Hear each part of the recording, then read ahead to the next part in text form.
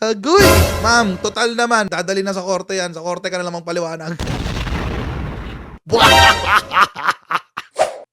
So, eto ngayon. Kanina umaga, eto unang-unang ko nabasa. Eto sabi, Ombudsman o case graft traps versus ex-Comelec Commissioner Guanzon. Agoy!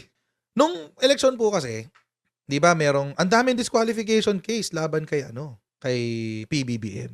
Alam naman natin. Nung panahon na dinidinig pa lang yung kaso or yung disqualification, lumabas sa TV at sa Rappler etong si Guanzon. Anong ginawa niya? Diniscuss niya yung laman ng complaint. Tapos, yung veracity ng complaint. At kung ano yung kanyang boto. So, mga kutsero, may maling naganap.